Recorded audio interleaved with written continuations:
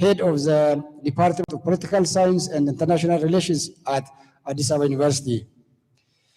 He has served as a member of the Senate, Management Council, and numerous university-level committees. Currently, he is a board member of and the vice chairman of Bahardar University and a member of the board of trustees of the Ethiopian Catholic University. Dr. Arsano has authored numerous journal articles, books, and book chapters. He has received several international and national awards, including from Philipps University in Germany and the DEGO Special Award for Outstanding Research, Teaching, and Negotiation on Technology, Transboundary Water in Northeast Africa. He has served as a member of Ethiopian negotiation team for the Grand Ethiopian Renaissance Dam, the Declaration of Principles, the Cooperative Framework Agreement, and Joint Multipurpose Project. He also served as national level committee chairperson for the social and environmental impact assessment of the Gibesiri Dam. Presently, he teaches and leads PhD and MSc level seminars on topics including water governance and hydro diplomacy, as well as geopolitical and regional security in Northeastern Africa and the Middle East. With this brief introduction of Professor Yakob, he is going to present his paper on titled Hydro Diplomacy and Sustainable Regional Cooperation. Please, Professor Yakob, to the stage.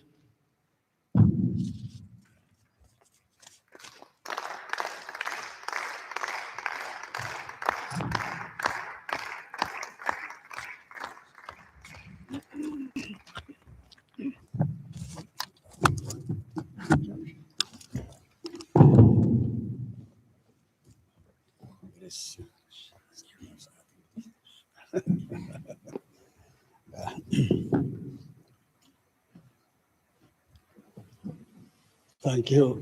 Thank you, Mr. Chairman. And good afternoon to all of you. I'm immensely happy to be at Jimma University once again. I've been here twice before. And Jimma University is like my second home. I have also, I don't know if there are still now students at Jimma University, and I have also, son here, Professor Kefele Walda Mikhail. Actually, we went to high school together, and he was my junior, and I always considered him as my son. And I'm very happy to have met him this morning here. Having said this, the organizers gave me a hydro diplomacy and sustainable cooperation in the Nile basin. So this is a very important subject close to my heart, and as well as to your heart, I guess. So there are so many things that we could raise around this subject, but the only possibility is to summarize it.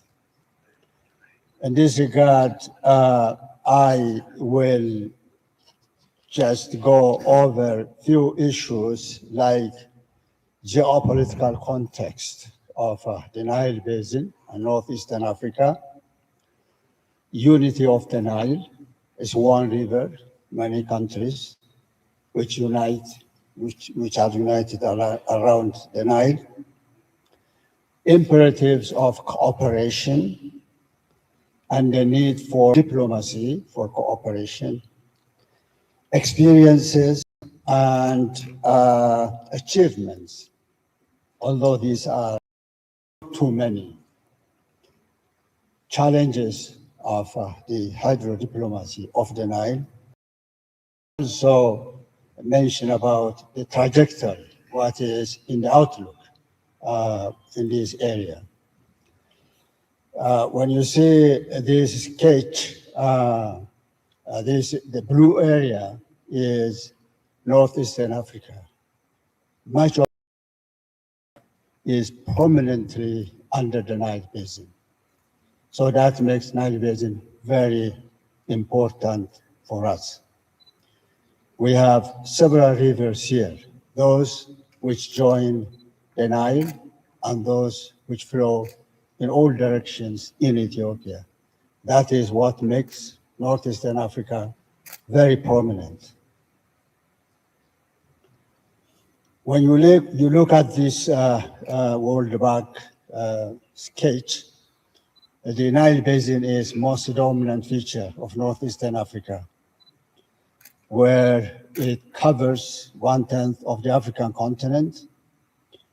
It has 11 countries, out of which the lining up is 7 in the upstream, 3 in the midstream, and 1 in the most downstream.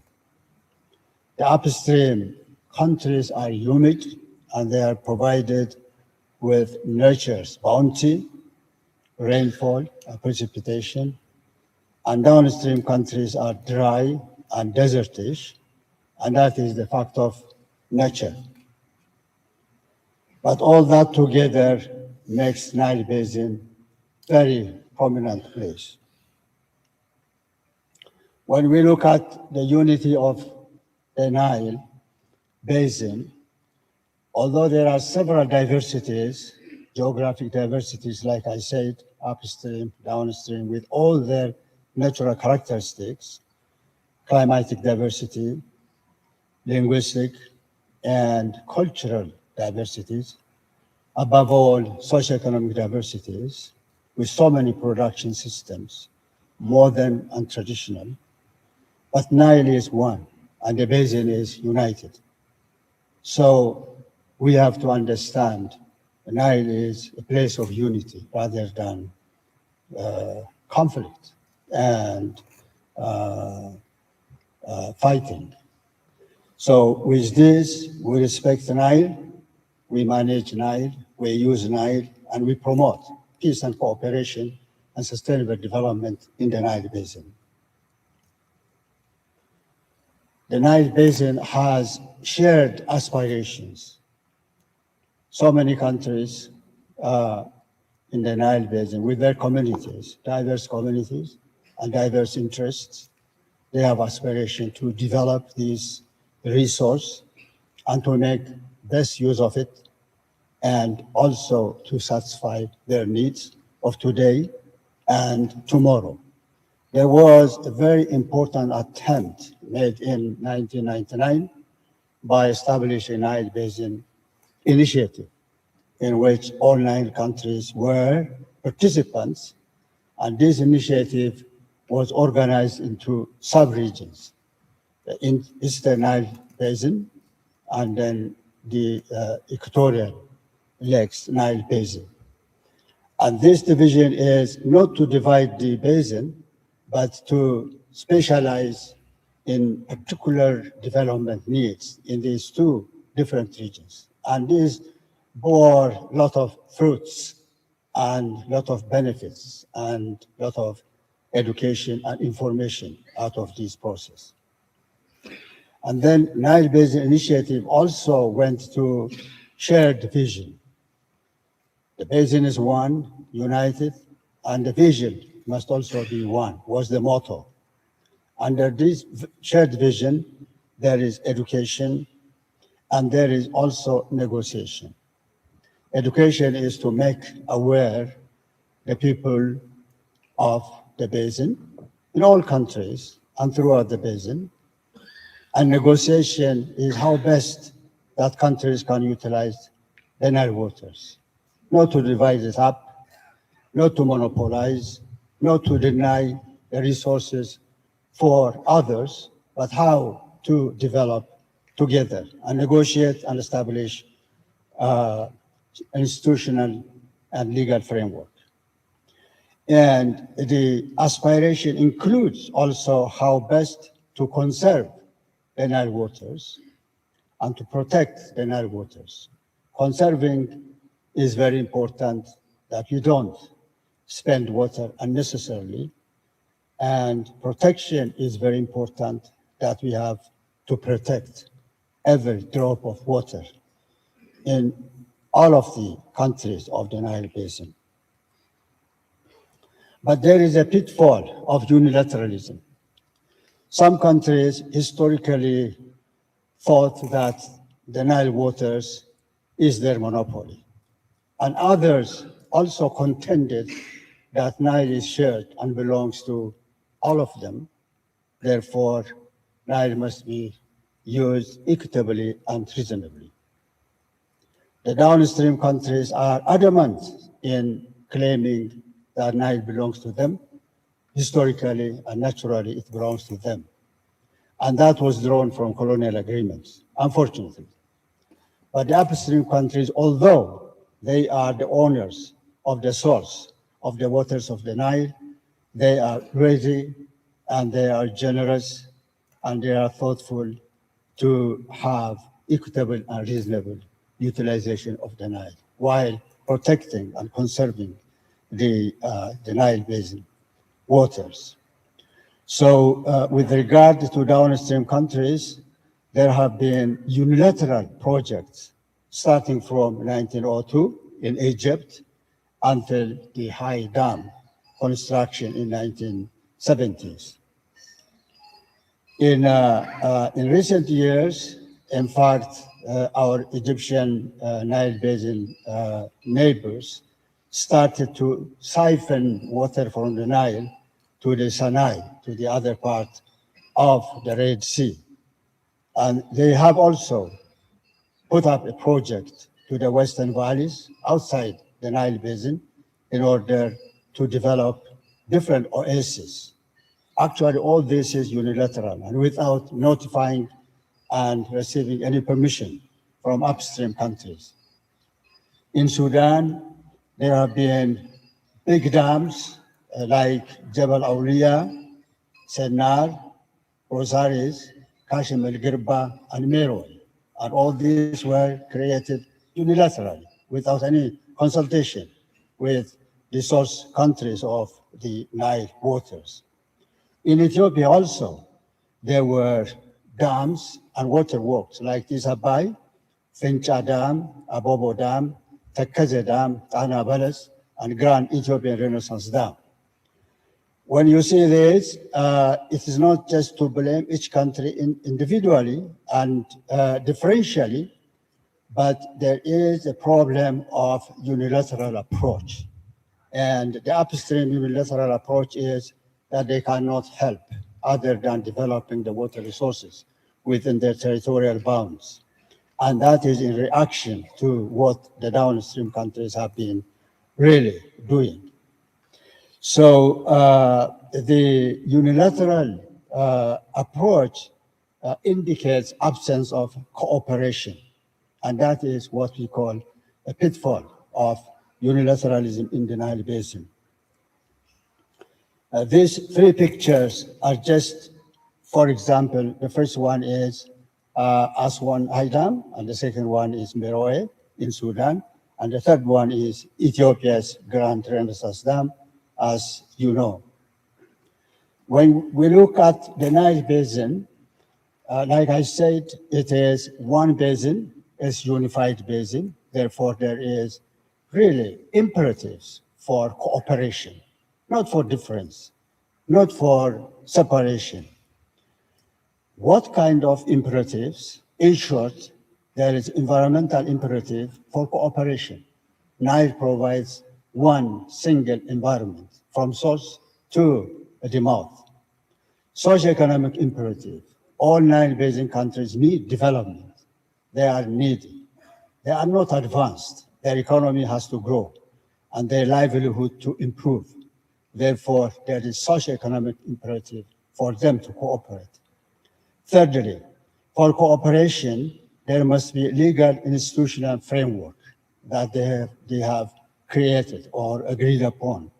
And this kind of framework will inform each country what their responsibilities are and what their obligations are and what their principles of cooperation are. And then there is geopolitical and security imperative. No country in the Nile Basin can develop the water system alone and separately and deny others. So geopolitically, these countries are together, they are next to each other, and they are united by the Nile. So these imperatives are very important for future development, and they have become not realized sufficiently up to now. When you look at this map, this is open source map. The prospect of cooperation in the Nile Basin is quite indicative that most of the waters go down to the downstream countries, particularly in the Nile Basin. You have several of them, Abai, Takaze, Baro Akobo, Binder, Rahat, and so on. Other rivers you can see flowing in all directions, in the east, in the south, and also in the north to Eritrea. Nevertheless, the Ethiopian sources are very important in the whole basin and in northeastern Africa to compel countries to work together. And this also compels Ethiopia to be very careful in working through diplomacy, coordinating other countries and work together, benefit the country as well as other countries together. And that is why these countries have to go the imperative way. When we come to Ethiopia's hydropower from the potential that Ethiopia provides water flows, because that has been provided by nature. Ethiopia did not create the water resources, but Ethiopia has it as a matter of nature and geography. So the Ethiopia hydropower has been planned from long time onwards that Ethiopia can produce hydropower for herself and produce hydropower to share with others. And this is the motto, and Ethiopia has started to work this way. When you look at this map, this was created by EEP, Ethiopia Electric Power Organization, actually some 15 years ago. You can imagine that the power produced in Ethiopia can be shared with other countries, not only within the Nile Basin or immediate northeastern Africa, but it can be shared with Southern Africa, with the Middle East, and North Africa, even with Europe. And there are many reasons for this, and these have been well thought out. It's not just proposition and claim, but there are good indicators for this. Ethiopia so far has shown to share water, the hydropower with the neighboring countries, with Sudan, for example, with Djibouti, with Kenya, with Tanzania. And there is a negotiation, a talk, a discussion with countries like Burundi and some other Eastern African countries. And later on, this will also included with Southern African countries, as indicated in the sketch. Now, hydrodiplomacy as a mechanism for cooperation in the Nile Basin. This is the heart of the subject given to me to talk on today.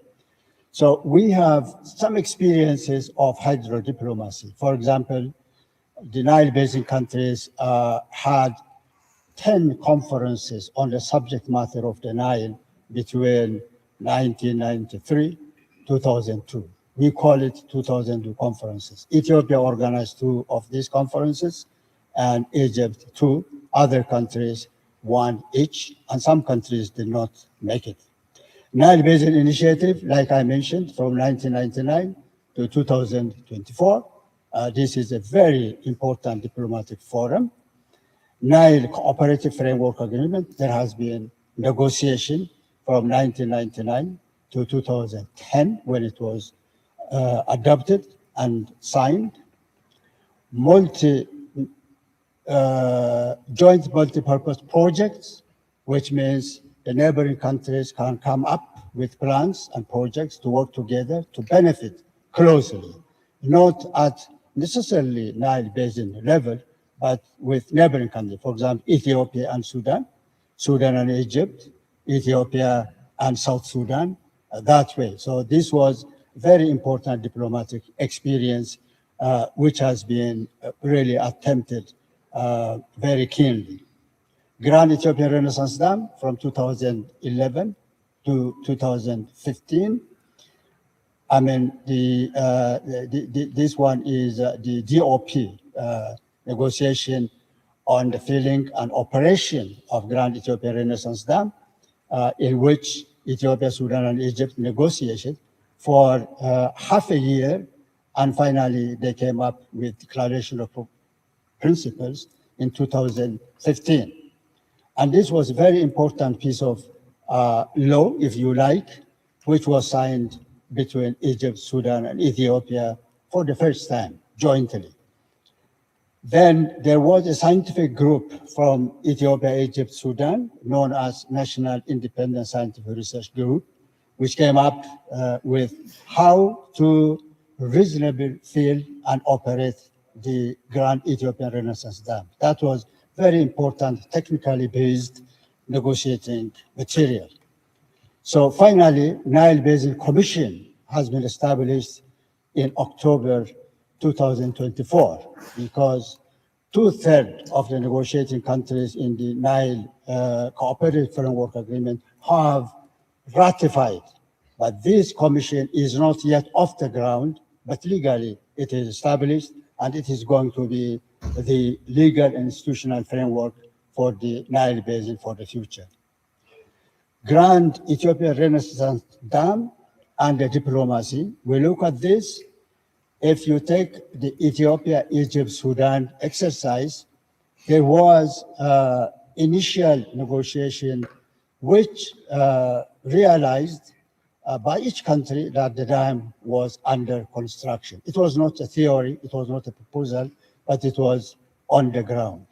And then the three countries established third-party experts, known as International Panel of Experts, and they got a lot of technical and scientific information that the Nile is shared. At the same time, the development of dams in Ethiopia are not really maliciously established, but these dams can help countries, across the national boundaries.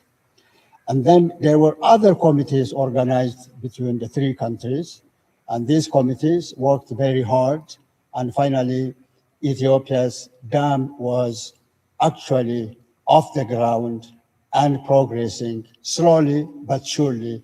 And finally, the downstream countries would not accept the dam is put in Ethiopia. Therefore, they took it to the World Bank and the United States. And finally, also to the UN Security Council. And finally, it was drawn back to the Africa Union facilitation. So this is a long story, but it's an interesting diplomatic exercise. The final decision on this was that countries to continue to dialogue, to negotiate, and to establish the best possible line for all of them. Okay, thank you. National level preparedness. I think national level is very important for diplomacy in Sudan, in Egypt, and each country there are national level of preparednesses. In the case of Ethiopia, the Grand Ethiopian Renaissance Dam was actually, supported by the Prime Minister's office, by Ministry of Water and Energy, by actually Ministry of Foreign Affairs, and it was also supported by the National Council for the support of the construction of Grand Ethiopian Renaissance Dam, especially raising finances and supporting public, the public point of acceptance and promotion. And there were also national negotiating teams, which are, individuals from different organizations and ministries, especially the Ministry of Water Resources, Foreign Ministry, and from non-governmental organizations and individual personalities, and from the universities. And there are also national panel of expert groups who really follow up, support the negotiation process, which happened between the three countries. And there is a public diplomacy troop from Ethiopia, from Egypt, as well as from Sudan. But the Ethiopian diplomatic troop had a very hard time to explain that the dam is safely being done, but not maliciously pointed to harm other countries. And then the entire diplomatic procedure and mechanism is divided into two. One is track one diplomacy, directly by the state officials, and then track two diplomacy, which was carried out by individuals, academics, religious organizations, and the public personalities like media and so on. So one of the spin-offs of the diplomatic efforts was, like I mentioned, Declaration of Principles, which was signed between Ethiopia, Egypt, and Sudan as the highest political authority. And then Ethiopia's deficit for potential for hydropower generation. I think we need to mention, the previous speaker also talked about the potential of hydropower in Ethiopia. So the deficit is that Ethiopia has covered only 54% for electricity in the country, and current capacity of Ethiopia is closely 10,000 megawatt. That is a very small one if you compare with 60,000 megawatt in Egypt. Ethiopia's hydropower potential is 45,000, as many authors have confirmed and agreed. So Ethiopia has got lot of deficit to produce hydropower in the future, and then for the country's development as well as to share with the other countries. Now, I want to take you to a conclusion.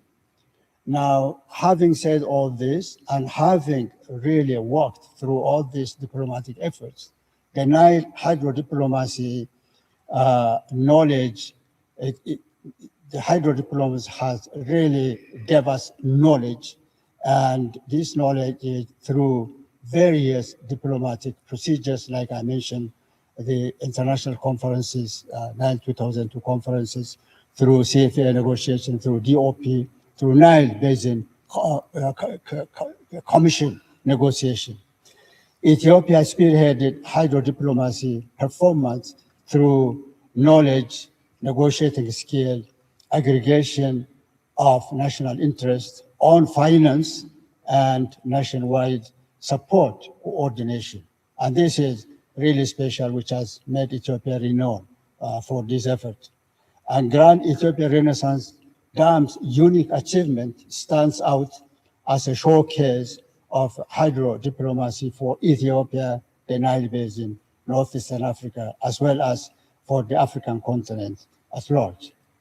Then the overall lessons of Nile hydro diplomacy for sustainable cooperation is that the riparian states should pursue the four imperatives which I mentioned earlier of cooperation, rather than holding to unsustainable bottom line and unrealizable red line. That means away from positions, but come to the compromises and negotiation. And this is the track that we will be looking at for the future. Thank you, Mr. Chairman, and thank you, the audience.